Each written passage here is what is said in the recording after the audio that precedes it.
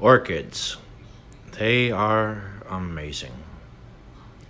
My name is Joe Grienauer, and in 2008, I started Emerald City Orchids, a quaint orchid nursery in the Pacific Northwest of the United States.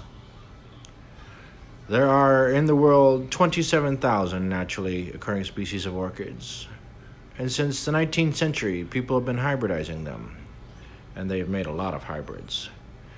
We have something like 250,000 different orchids in the world today. They come in all shapes and sizes, some quite large and bold and beautiful, and some small, but still quite lovely.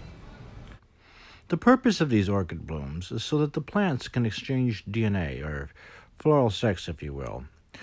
Imagine a pollinator flies through the forest, and suddenly it glances a beautiful orchid, and it needs to investigate. It's brightly colored and smells nice, and it may even have a little bit of food or something inside that the pollinator would want. And while it's in the middle of the flower, the pollen gets stuck on its body somewhere and takes off again. And as it's making its way through the forest, finds another flower. This is essentially how all the orchids work. It's very serious business. You see, if the orchid doesn't make the flower correctly, it can't reproduce. We don't do much in the way of hybridizing or breeding orchids here in Tacoma, Washington.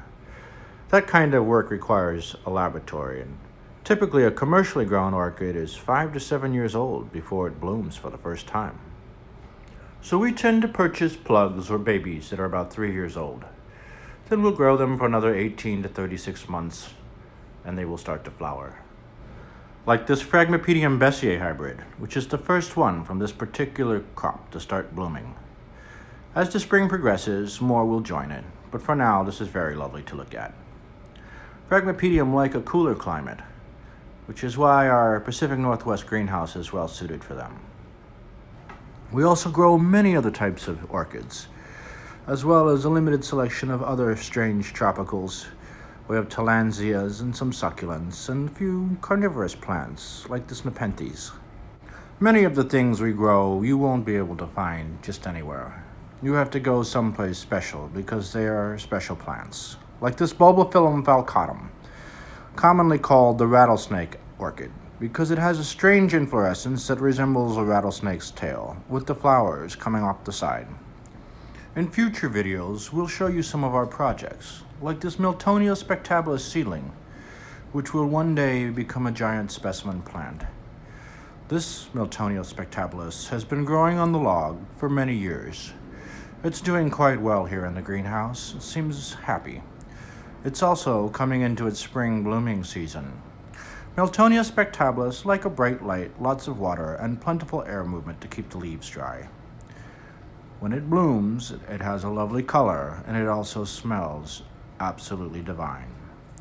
This one is just beginning to bloom.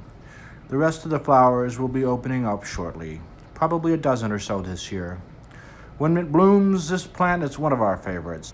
And in future videos, we will show you how we make these pieces, as well as other projects we take up around the greenhouse.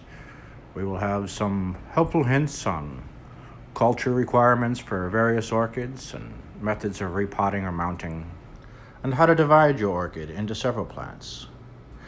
Growing orchids is an adventure.